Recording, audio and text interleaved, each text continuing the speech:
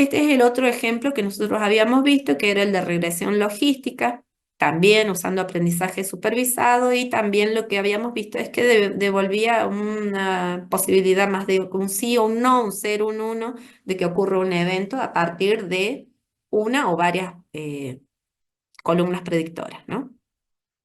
Y en este caso habíamos visto un ejemplo que era el de los seguros, que yo ahí les puse el dataset y el ejemplo. Si ustedes hacen clic en ver el ejemplo, van a encontrarse con el ejemplito de los seguros. Le voy a cerrar ese de regresión lineal, ya en un ratito si no me va a empezar a molestar, que tengo muchas cosas abiertas. Sino que no quiero cerrar ni el del árbol ni el de bosques, porque al de bosques me demora un montón en entrenarse y no lo voy a entrenar de vuelta. Ustedes cada uno lo entrena después. Entonces, regresión, bueno, acá hay un errorcito, regresión logística,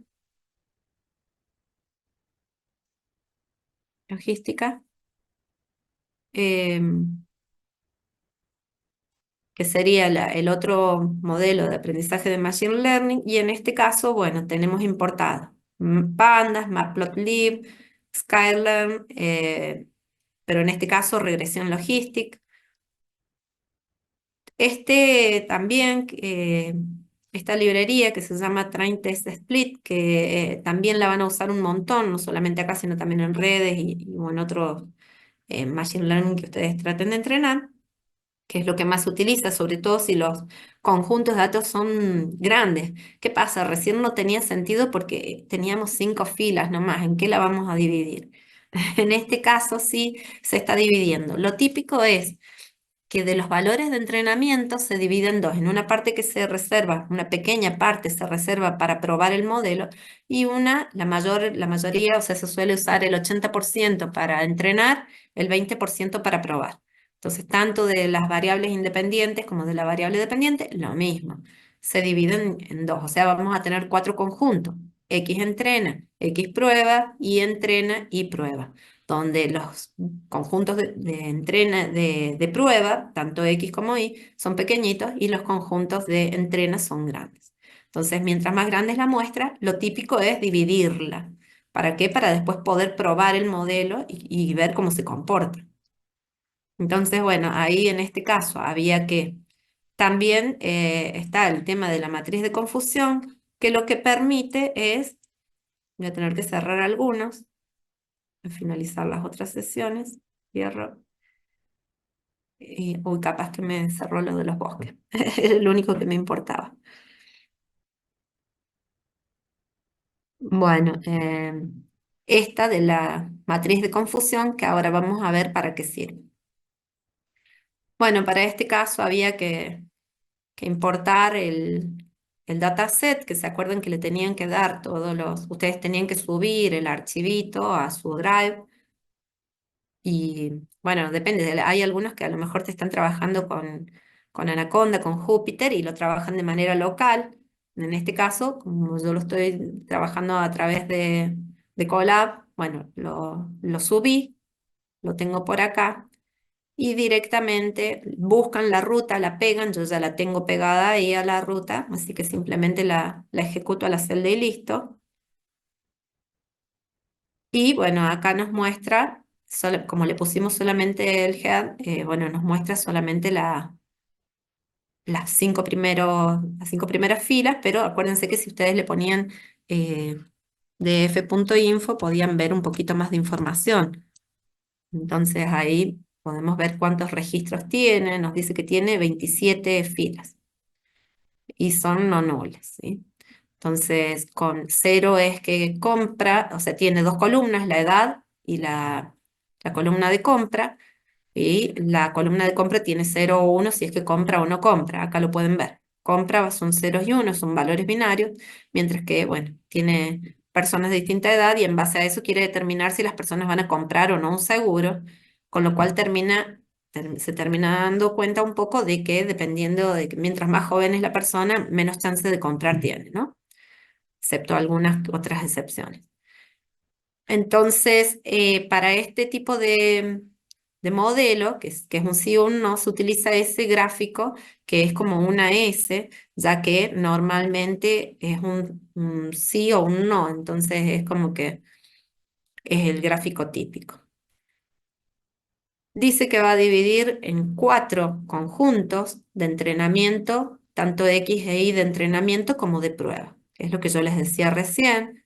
Entonces, acá esta división de los 4 conjuntos se hace con esta librería, Train Test Split, que y le pasamos de acá el data frame de los, digamos, nuestro X, nuestro conjunto X, la variable independiente, el conjunto de Y, que es la variable dependiente, y acá decimos qué tamaño debería tener el conjunto de entrenamiento. En este caso se está trabajando para entrenar se dejó el 90% de las filas y se dejó un 10% nomás para probar qué tal funciona el modelo una vez que ya lo entrenaron. Entonces ahí lo dividió. Si ustedes se fijan, de ese 90% que se dejó para entrenar, primero lo mezcló todas las filas y luego recién ahí las separó, no las guardó, no reservó ese 10% ordenado, como que son los últimos registros o los primeros. ¿Ah? Ahí está el X prueba, el X entrena. Acá genera el modelo, siempre hay que generar el modelo, y una vez que lo generan, lo entrenan con X y con Y. En este caso, con X entrena e Y entrena, que tiene el 90% de los casos. Con esta instrucción, que es score, lo que hace es verificar qué tan bueno es el modelo, qué tan bien funciona. Entonces, bueno, lo mide y dice que tiene un puntaje de 87,5%. Y hace predicciones hace varias predicciones en este caso, eh, para 4 personas más de distintas edades. Entonces, bueno, genera un data frame con datos nuevos, ¿no? Y bueno, y quiere ver las probabilidades de compra. Entonces, bueno, para eso hace predecir, al modelo le pone predict proba con los datos nuevos, que es el data frame ese que le está pasando para ver qué tal se comporta. Y se queda porque como esto le devuelve un arreglo, le interesa la primera de las tuplas, la primera posición. Entonces, para poder saber, en realidad lo que le interesa es la probabilidad de compra. Y en base a eso lo grafica, En realidad la columna uno sería de sí, es la la columna columna. 1. Claro. Se queda con la 1, es cierto. Se queda con la columna 1 del arreglo. Y en base a eso, bueno, se hace un gráfico para hacer un análisis, para ver qué tal se comporta. Entonces, esa es la regresión logística, los datos reales y la regresión logística, y acá se fija, eh, lo termina graficando ahí, pero no está graficado con las predicciones. A ver, y con las predicciones no las pusimos acá. Las podemos poner, eran estas que están acá.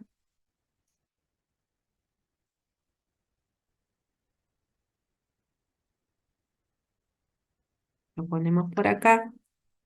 eh, Color green,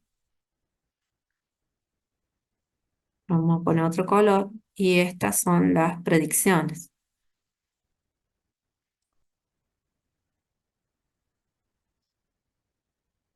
que es con los datos nuevos.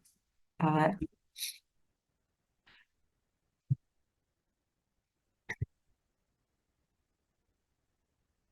¿qué es lo que me dice? A ver, probabilidad de compra no está definida.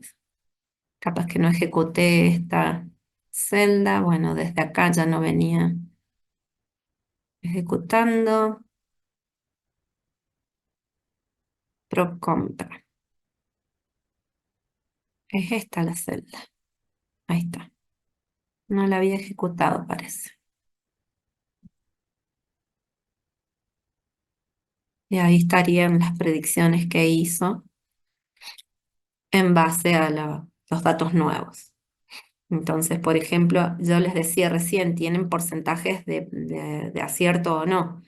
Lo que se fija en realidad porque yo le decía, bueno, dice un sí o un no, pero lo que se fija es si el puntito cayó más allá del 0,5%, entonces es un sí, si cayó a menos del 0,5 va a terminar siendo un no. O sea que en este caso, estos dos van a ser un sí, sí tienen chances de comprar, y estos dos no creo que compren el seguro.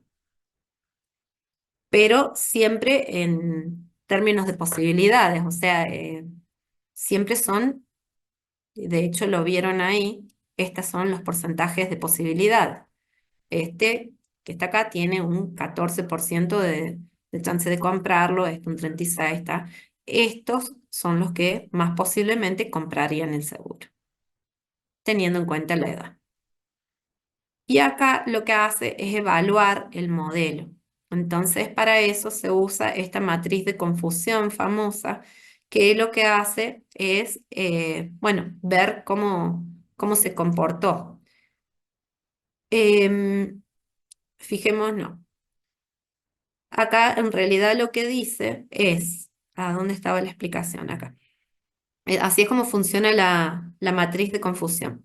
Tiene la posibilidad de que dé un valor errado, o sea, que prediga que era un cero, y era de acertar, de un falso positivo que predijo un uno y era un cero, un falso negativo que predijo un cero y era un uno, o un verdadero positivo, ¿está? O sea que si da uno cero o cero uno, lo que importa son las diagonales estas.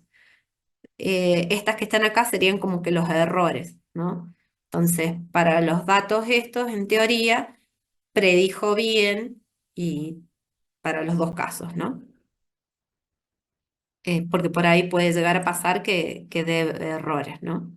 Entonces, en base a eso, bueno, se supone que se comporta bien.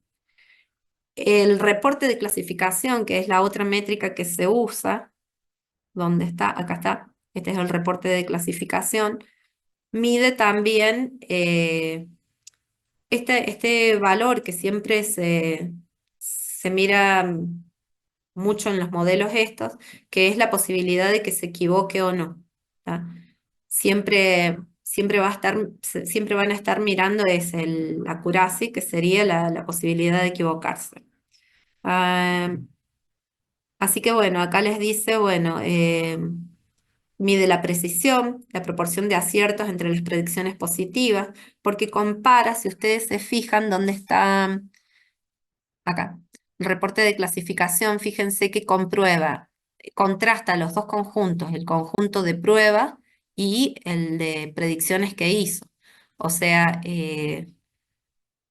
directamente lo que revisa es eso, las pruebas compara los datos reales que reservó, o sea, los reservó, pero eso es lo que realmente no está comprobando con datos nuevos, digamos, con datos sacados de la galera, con datos que no conocí, son datos que en teoría eran parte del conjunto de datos que tenía, nada más que se reservó una parte para ver cómo se comporta, digamos. Es como si son datos que realmente deberían haber, ya sabe cuál era el resultado. No se lo mostró al modelo se lo entrena con ciertos valores y otros valores no se los muestra, para ver después qué tal funciona. Entonces, digamos, el día entrena es el que, con los datos con los que se entrenó, pero en este caso se está usando ese 10% de valores que se guardaron para ver cómo se comportaba, ¿no? Entonces, bueno, por eso es que se lo hace al modelo predecir, se lo hace predecir con el conjunto X prueba, pero luego se comprueba cómo se comportó respecto del el modelo que predijo, respecto de lo que debería haber predicho. Y en base a eso se fija, bueno, qué porcentaje de aciertos tuvo, si se equivocó, si no se equivocó, grafica la matriz de confusión. Si tenemos ceros en las otras partes, digamos, es como que se ha comportado bastante bien. Y bueno, ahí tienen toda la explicación de qué significa la matriz de confusión. Entonces, los falsos positivos, los falsos negativos y bueno, los verdaderos, lo que debería haber dado bien y lo que predijo bien, lo real y lo que predijo. que eso era lo que no habíamos graficado la otra vez, que era la matriz esta. Para esto se está usando la librería de Seaborn, no la de Matplotlib. Por eso es que al principio estaba importada la de Seaborn, que estaba por acá. Acá. Seaborn es una librería que también es de Matplotlib y se basa en esa librería. Y bueno, en este caso se ha usado para graficar esta matriz de confusión en una escala de azules. Y bueno, si tenemos ceros a los costados está todo bien. Ese es el otro modelo de entrenamiento. Los modelos son siempre iguales. Le damos un conjunto de entrada, obtenemos un conjunto de salida. Este era el otro que habíamos visto, que era el de árboles de decisión. Y se me había desconectado. Y este, porque vimos también el del Titanic. Pero bueno, la idea era hacer un repaso hoy. Ya les voy a dar ejemplos nuevos incluso. Hay algunos que están buenos, por ejemplo, uno de ejercicios, por ejemplo, hay uno que predice, acá están los ejercicios que les quiero que ustedes resuelvan, lo que pasa es que les voy a dar para que completen. Y bueno, la idea es ver si una persona está enferma o no, y que ustedes lo visualicen y hacer un diagnóstico de enfermedad por síntomas y clasificación de préstamos bancarios. Son los dos ejercicios que ustedes van a tener que resolver. Está incompleto y ustedes lo van a completar. Bueno, entonces vimos a ese, regresión lineal, regresión logística. El otro modelo era el de árboles de decisión. Bueno, en este caso, fíjense que se trata de predecir el riesgo de enfermedad en base a la glucosa, a la edad, al índice de masa corporal. O sea, ya le proporcionamos más datos y la idea es que el árbol debería ser capaz de predecir si la persona se puede enfermar o no, si tiene riesgo de enfermedad o no. Pero no era el ejemplo que nosotros le habíamos puesto. Por ahí tendría que cambiar el ejemplo para que concuerde con lo que nosotros vimos, sino que era muy grande el arbolito. Y era este que está acá, el árbol de decisión. Los árboles de decisión se utilizan tanto para predecir un numerito, por ejemplo, el precio de una propiedad, pero ya teniendo en cuenta más columnas, o también para averiguar una categoría, en este caso para categorizar cosas. Entonces, está bueno porque tenemos como que se comportan mejor cuando tenemos que relacionar más datos entre sí, más columnas entre sí. Si tenemos muchas columnas para relacionar, y bueno, más conviene el árbol de decisión. En este caso, el árbol de decisión, para este árbol, se va a usar una base de datos que es conocida. A ver, ¿por qué me estoy importando el Drive si esto nada que ver? A ver, esperen porque este era el de la florcita, a ver. Sí, no me hace falta esto. Ah, esto era ¿saben para qué? Para traer la figurita esta. No hace falta. No me voy a conectar, pero sí, ¿qué librerías se están importando? Bueno, Seaborn, para graficar la matriz de confusión seguramente, Matplotlib, y de acá, de sklearn, Label Encoder, que este era porque si bien las flores estaban divididas en conjuntos como Versicolor, ¿cuál era la otra? A ver, por acá las tenía.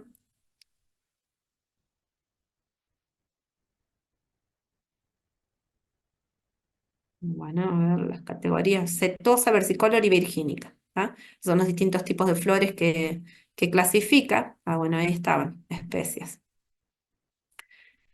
Lo que hace esta librería es numerarlas, 0, 1, 2, porque es más fácil comparar números que palabras, ¿no? Entonces funciona más eficiente así. Ya sabemos con train test split lo que hace es dividir los conjuntos y lo que está usando en este caso es el algoritmo de Decision Tree Classifier y también de esta misma librería se usa Plottree para graficar el arbolito y las métricas para ver cómo se comporta el algoritmo.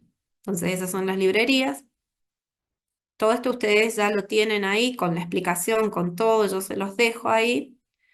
Este es el data frame original que tiene todas las columnas, pero de estas columnas nosotros le queremos dar para entrenar la variable independiente, serían las 4 primeras columnas, que es la longitud del pétalo y del sépalo, y el ancho del pétalo y del sépalo, y en base a eso tiene que decidir qué tipo de flor le vamos a dar. Si bien acá aparecen todas setosas, nosotros si vemos acá, a ver, vamos a poner DF Info, que te dice ahí que tiene, bueno, ahí te muestra las columnas, que tiene 150 filas, y de esas 150 filas no hay nulos, ¿no? Bueno, acá te dice que las especies que hay diferentes son setosa, versicolor y virgínica. Y entonces acá, para formar el conjunto X, que es la variable independiente, borra la columna especies.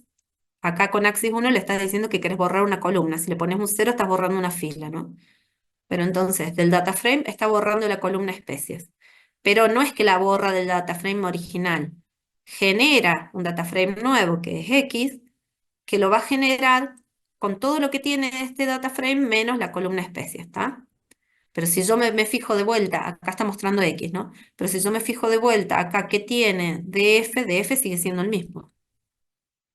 ¿Ah? O sea, es el X el que tiene todos los datos menos las especies. ¿Está? X es este, sin especies. Y Y va a ser justamente la columna especies, que es la variable dependiente, ¿no? Entonces acá la variable dependiente es la que queremos averiguar, que es la columna especies. Entonces para eso usa ese label encoder que lo que hace es a la columna X la transforma en valores numéricos, 0, 1, 2. Entonces luego y va a ser esa serie o ese arreglo que tiene ceros, unos y dos. Acá entrena, divide el conjunto de entrenamiento en 4, que me dice X no está definida. ¿Cómo que no? No ejecutó la X. No la ejecuté. Acá está. Bueno, ahora sí. Ahí, bueno, va a dividir el conjunto en 4. En este caso se está dejando el 80% de la base de datos para entrenar y el 20% para después probar qué tal se comporta el modelo. Este valor de random state siempre le ponen 42 todos, pero le podrían poner cualquier número. Lo que hace es como si fuera una semilla, siempre se va a comportar de manera estable si le ponen esa misma semilla, como cuando ustedes ponen números aleatorios y siempre quieren obtener los mismos resultados, ponemos la misma semilla. Bueno, en este caso es para que siempre se comporte de la misma manera ante nuevos datos, ¿no? Ya que una vez que logramos que el modelo se entrene bien, vamos a querer que se comporte establemente.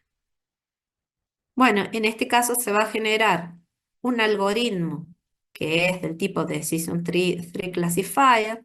Entonces ahí lo generan, se le podría poner la profundidad. Acá se le pueden poner esos parámetros eh, que decíamos, que se acuerdan que acá en la teoría dijimos, bueno, a los algoritmos se les pueden definir parámetros. Tenemos los hiperparámetros, son los que nosotros sí podemos decir cuáles son, les podemos definir cosas, como por ejemplo acá le podríamos haber definido la profundidad al árbol. Bueno, en este caso no. Acá directamente se entrena el árbol, para el árbol es facilito, se entrenó rápido. Y luego se puede dibujar. Bueno, ahí se dibuja y ahora cuando le podemos rellenar con Fillet Through, se rellenan las hojitas. Entonces ahí lo muestra con las hojitas más de colores, que termina siendo como más agradable. Y ahora analizamos qué significa, porque acá les muestra que está mirando la columna 2 del data frame para ver y la compara con un número. Pero para que sea más claro, ahora lo que se hace es directamente ponerle unos labels ahí. Entonces, a ver qué es lo que la diferencia, bueno, termina siendo el mismo. Acá, class name, se le clasifica ahí, pues para que cuando clasifique diga, bueno, qué tipo de clase es, si es setosa, versicolor, ¿tá? Para que nos diga la clase, bueno, se le pone class name para que después, en vez de largar 020, este tipo de cosas que nos diga directamente el tipo de flor. Eso es lo que termina haciendo acá. Y acá lo que hace es, bueno, se le pone, en vez de que diga del arreglo del data frame, digamos, qué columna están mirando, lo que hace es directamente poner el nombre de las columnas. Entonces, Future Names lo que hace es decir, bueno, que ponga el nombre de las columnas como una lista. Le pasa la lista de nombres de las columnas. Entonces acá sí se entiende un poquito más el gráfico y dice, bueno, si la longitud, esto lo hace solo el algoritmo. No es un parámetro que programamos nosotros, eso es lo que hablábamos recién, que los algoritmos, hay parámetros que los calculan solos, la pendiente de la recta la calcula el algoritmo. En este caso, por cuál columna empezar a analizar nuestro árbol de decisión, lo decide el algoritmo. Es como que solamente nosotros le pasamos las columnas y solo el algoritmo va a aprender con los datos que nosotros le proporcionamos y va a tomar una decisión lo mejor posible. Va a tratar de ajustar esos parámetros para poder predecir. Entonces directamente se fija si la longitud del pétalo es menor a 2,45, ya está seguro que es una cetosa. Con Gini mide la impureza del árbol, digamos, la posibilidad de equivocarse, en pocas palabras. Te dice que analizó 120 muestras, de las cuales tiene 40 que son del tipo setosa, 41 serán versicolor y 39 virgínica. Esto es lo que les digo yo, que la partición de los conjuntos es bastante homogénea. Si no es homogénea, el árbol no se va a comportar bien. Bueno, en este caso predijo con un Gini de 0% que esta es una flor setosa, que no se equivocó. Sigue analizando, esta vez no según bueno, también según la longitud del pétalo, se fija de vuelta si es menor a 4,75 o no, pero ya después empieza a analizar el ancho del pétalo, y si el ancho del pétalo es menor a 1,75, de vuelta vuelve a mirar la longitud y así, en base a eso todo el tiempo termina dándose cuenta con un Gini del 0,0, va a purificando su Gini, su error, para con una certeza absoluta decir que esta es una cetosa, que esta es una versicolor, que esta es una versicolor. Si ustedes se fijan, no se equivoca porque el Gini es del 0,0. Cuando obtiene un Gini de 0, que en este caso es un ejemplo, y por supuesto con esa base de datos que está bien homogénea y todo, bueno, no se equivoca. Acá se analizan las métricas, el accuracy, que es como que la posibilidad, la precisión, digamos. Dice que tiene una precisión de 1, jamás se equivocó porque predijo y siempre llegó a un Gini de 0. De acá está el tema de la matriz de confusión, que también se trata de analizar cómo se comporta. Si ustedes se fijan, si tiene todos ceritos a los costados y solamente números en la diagonal, está todo perfecto y no se equivocó jamás. Entonces, para este tipo de árboles, eh, bueno, si no se equivocó en nada, la accuracy, que es la posibilidad de equivocarse, bueno, me vuelve que es 1, quiere decir que no se equivocó en nada. Y acá está el reporte de clasificación que analiza exactamente lo mismo. Bueno, qué precisiones tuvo, cuántas veces predijo falsos o falsos verdaderos o falsos falsos o verdaderos falsos, digamos, no se equivocó jamás, entonces, bueno, ahí está la matriz de confusión y de esa manera se analiza cada uno de los algoritmos para ver cómo se comporta. Y lo mismo el bosque aleatorio, que bueno, si ustedes lo que tienen que entender es que es muchísimo más seguro porque no se equivoca y se comporta muy bien, por ejemplo, para este tipo de conjuntos de data frame, donde se está tratando de analizar si es con una operación con tarjetas de crédito, va a cometer un fraude o no. Entonces, bueno, tenía este conjunto que tiene esta cantidad de entradas, ¿sí? Tiene 285.000 registros de transacciones y esa cantidad de columnas, donde la más importante es el monto eh, y no, la clase. Cero es que no es fraude y uno es que sí es fraude, la posibilidad de fraude. Bueno, acá en este caso hubo que normar el conjunto porque tenía valores negativos. Bueno, no lo quería ejecutar porque, bueno, voy a tener que ejecutar las otras. Lo que no quiero es entrenarlo, porque demora un rato y no quería que demorarlos tanto en esto, sino que hiciéramos más bien un repaso y mostrarles cómo quedó ahora un poquito más organizado el material. Así ustedes tenían para repasar los cuatro conjuntos, los cuatro algoritmos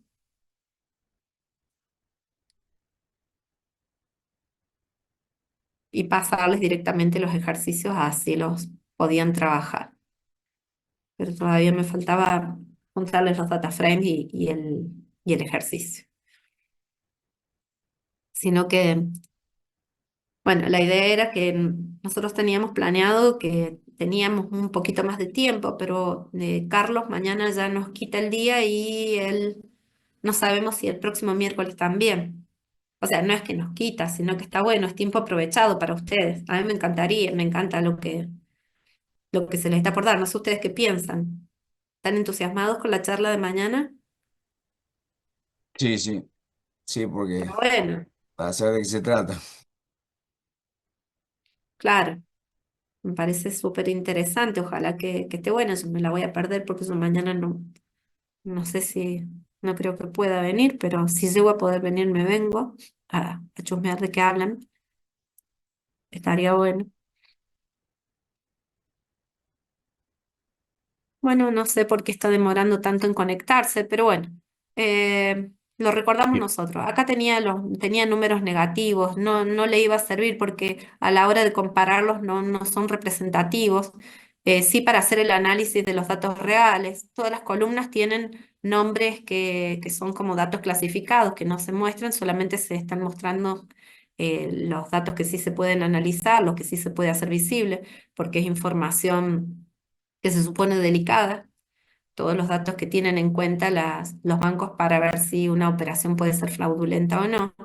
Y bueno, en este caso se normaliza los datos en valores de 0 y 1. Eh, bueno, no sé si no se conecta, menos me va a dejar hacer esto. No va a andar, pero bueno, la idea es normalizar para que todos estos valores negativos queden exactamente iguales, pero con valores absolutos, o sea, se lo transforma a valores absolutos, eso sería como que normaliza la matriz, que es una de las cosas que hay que hacer. Y bueno, acá para formar el conjunto X, lo que hay que hacer es dejarse el data frame completo menos la variable dependiente, que es la clase, el dato que se quiere averiguar. Lo que se quiere averiguar es si la operación es fraudulenta o no. La clase, que es un 0 o un 1. Entonces, y justamente va a estar formada por esa serie.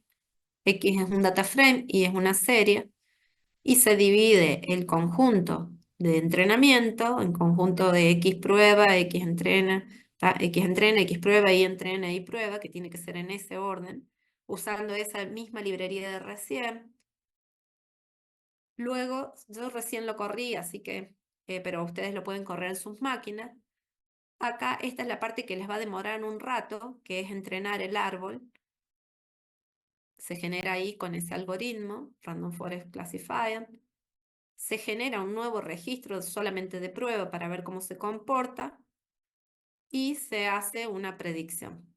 Pero casi siempre, o sea, todos, si ustedes se fijan, todos los algoritmos son iguales, no hay, lo que cambia es el tipo de algoritmo, pero siempre al algoritmo lo alimentas con tu X, tu data frame y obtenés una serie. Y dependiendo de lo que necesites, elegís uno u otro algoritmo.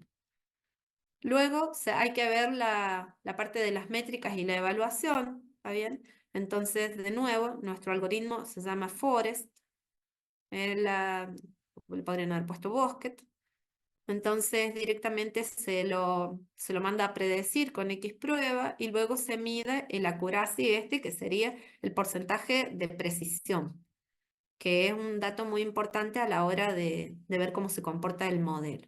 Entonces, se verifica acá que en este caso se está comportando bastante bien, se grafica la matriz de confusión y en este caso no salió tan perfecto porque dice que, bueno, esta es las posibilidades de fraude y no fraude, los valores que debería haber dado, pero se equivocó porque dio algunas veces como que no era fraude y era fraude, y algunas veces, 27 veces dijo que no era fraude y era un fraude, y bueno, o sea, se equivocó algunas veces.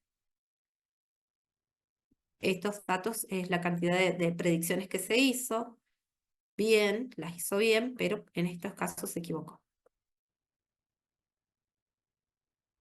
Entonces, bueno, en este caso están todas las explicaciones también de qué es lo que analizan esas métricas, ¿está bien?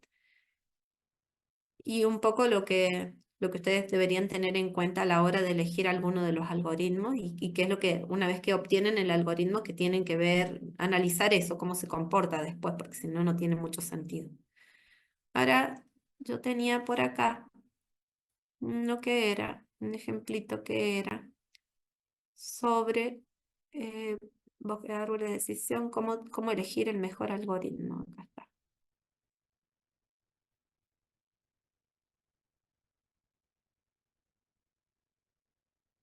A ver,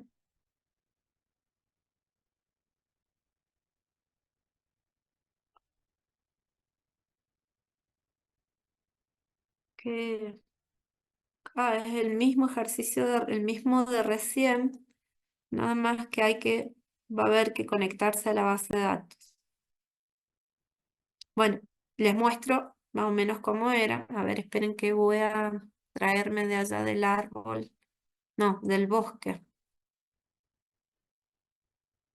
Árboles, intro, ejercicio, regresión,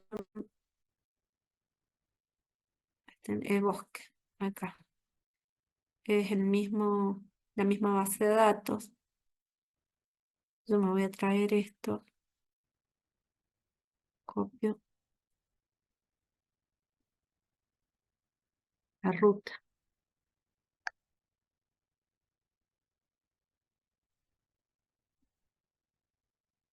y me tendría que conectar.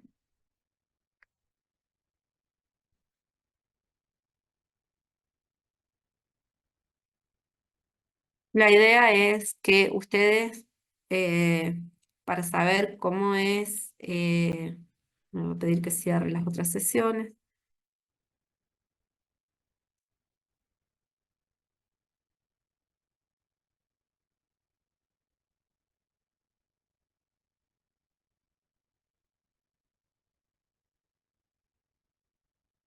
Lo que hace es directamente, miren, eh, importa las librerías de SKLearn, pero importa todos los algoritmos. En este caso, bueno, quiero analizar el conjunto de las tarjetas de crédito. Obviamente el de regresión lineal no les va a servir porque tiene demasiadas columnas. Entonces los que más podrían llegar a servir son estas, regresión logística, porque quiere saber un sí o un no, si va a ser un fraude o un no, un árbol de decisión o un bosque. Entonces lo que quiere analizar es cuál es el que mejor se comporta. Entonces para eso genera un data frame que es a partir la misma base de datos de recién, y lo que va a hacer es va a entrenar los tres modelos y luego les va a medir las métricas. Y en base a eso se va a fijar cuál es el que mejor aplica, ¿no? Un poco lo que tiene que ver con la idea del proyecto que ustedes van a tener que resolver. Les vamos a dar un ejercicio y ustedes van a decidir cuál algoritmo van a usar, van a fundamentar y van a usar un algoritmo, ¿tá? Entonces lo que van a tener que hacer es un poco esto. Eh, van a entrenar por ejemplo, tres algoritmos con una misma base de datos. En base a eso van a tomar una decisión, cuál se comporta mejor, y en base a eso van eh, a entrenar un modelo, y una vez que lo entrenen, que hagan todo lo que tengan que hacer necesario, si es que hay que hacer limpieza de datos o normalizar los datos, se fijan. Una vez que lo tienen, dividen los X entrena, los Y entrena, ¿tá? Dividen el conjunto de datos en entrenamiento. Una vez que lo tienen, ¿qué van a hacer? Van a generar los tres modelos. Fíjense, acá hay una lista que tiene los tres modelos. O sea, crea tres modelos distintos y los pone en una lista que se llama modelos, y luego lo que hace es entrenar los tres modelos. Lo que pasa es que se van a entrenar el bosque se va a entrenar un rato, el de regresión logística ya se entrenó. No solamente los entrena, sino que les mide el score, el puntaje, para ver qué tal se comportan, y luego lo entrena y se fija el puntaje. Entonces, en base a eso, después decide cuál es el que mejor se comporta. Ahí ya entrenó el de regresión logística, está entrenando el árbol, que es el segundo. Ahí ya el árbol respondió, se comportó un poquitito más que deberíamos haberle puesto más decimales, ahí 6 decimales, que así se veía un poquito mejor. Pero bueno, ya se sabe que el que mejor se va a comportar es el, el bosque, digamos, y bueno, en base a eso se podría haber continuado. Es recortito esta notebook, lo único que hace es agarra un data frame y se fija cuál es el que conviene usar.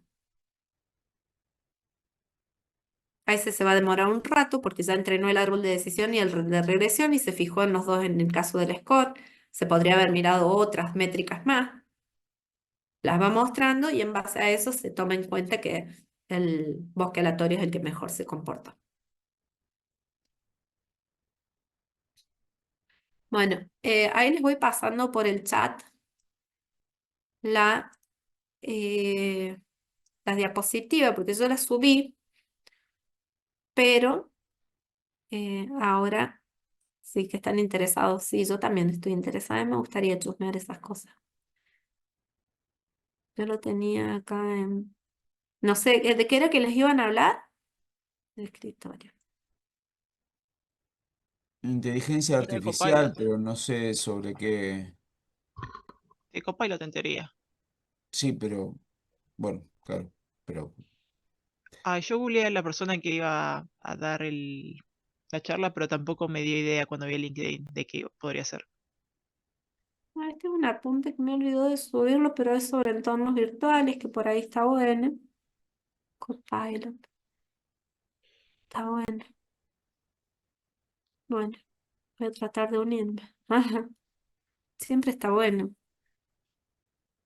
Eh, Y ahí puso Copilot Studio está para crear modelos y agentes. Vamos a ver. buenísimo. No lo he visto nunca, no tengo idea cómo funciona.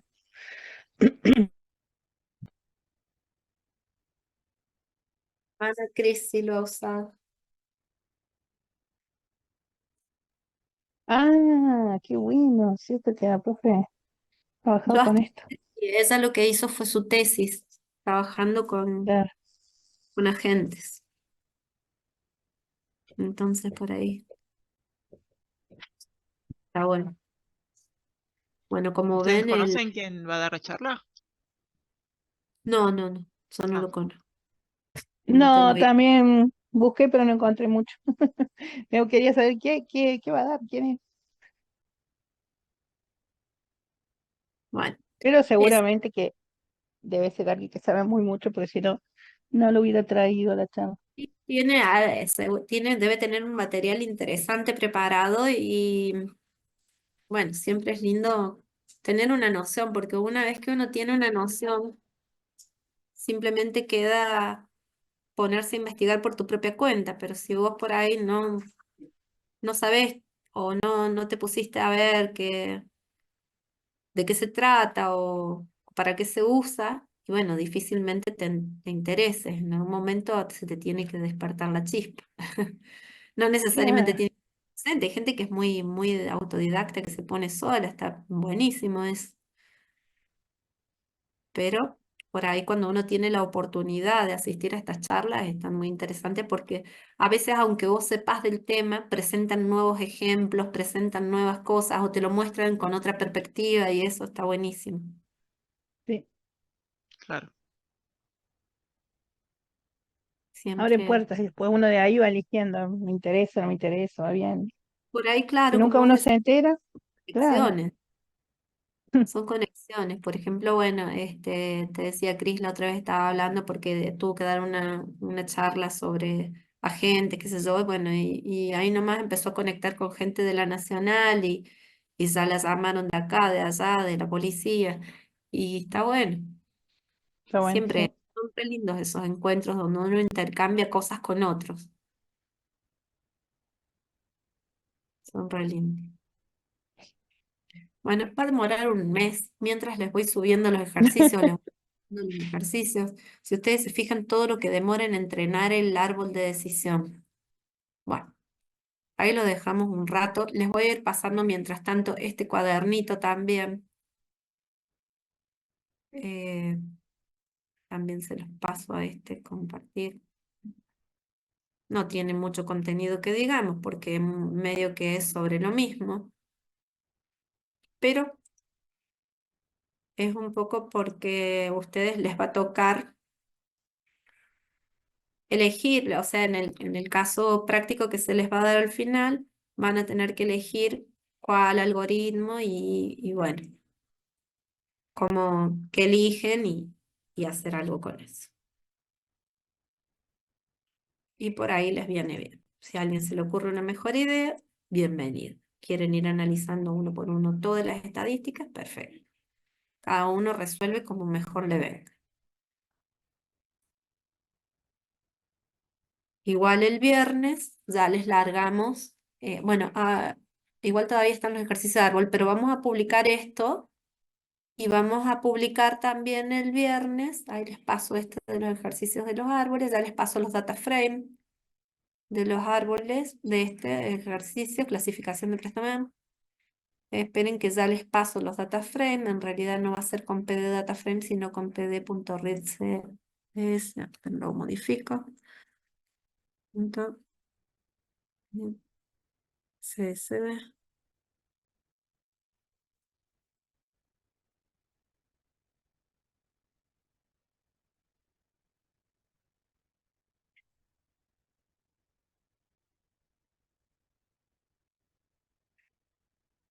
Y en el otro caso también. Se los paso así medios incompletos y ustedes los van a completar con los data frame que ya les paso. Eh, acá también.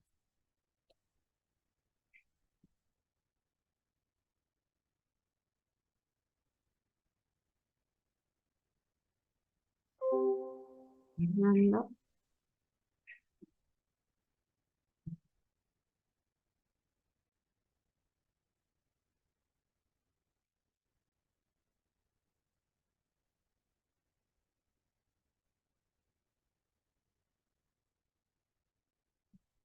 Mm, árboles de decisión, ejercicios. Compartir.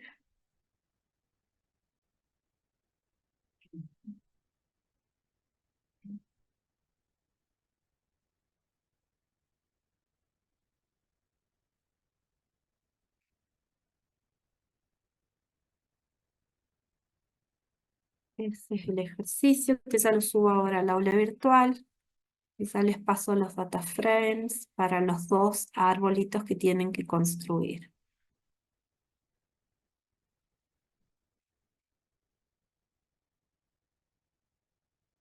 Eh, mm,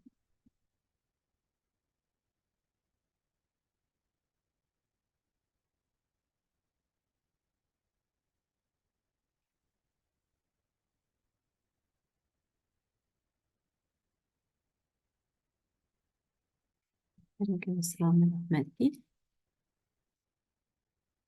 Diagnóstico y préstamos.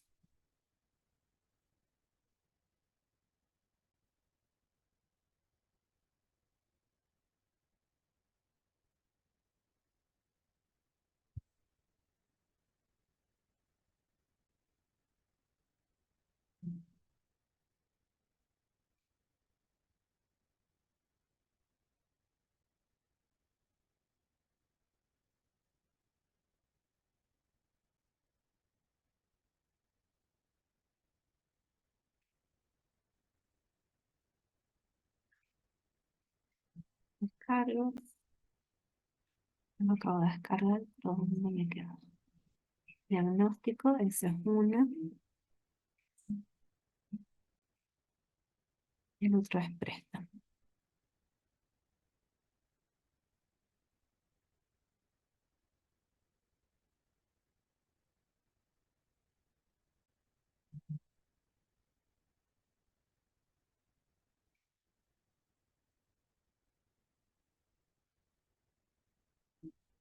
Ahí están. Igual ya lo subo ahora en un ratito a la aula virtual. Eso que tengan para trabajar ahora.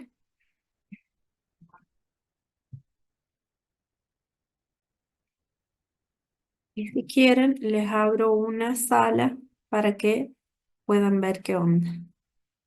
¿Les parece? Para trabajar con árboles. Ok. Súper, gracias. Hacemos eso. A menos que quieran estar acá y trabajar acá. Lo que ustedes quieran.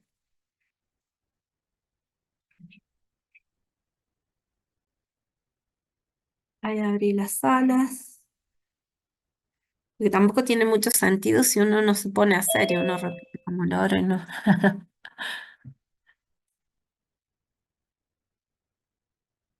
Y no los chusmean ustedes. Se vuelven muy aburridos. No, no voy. Un ratito. Ahí va.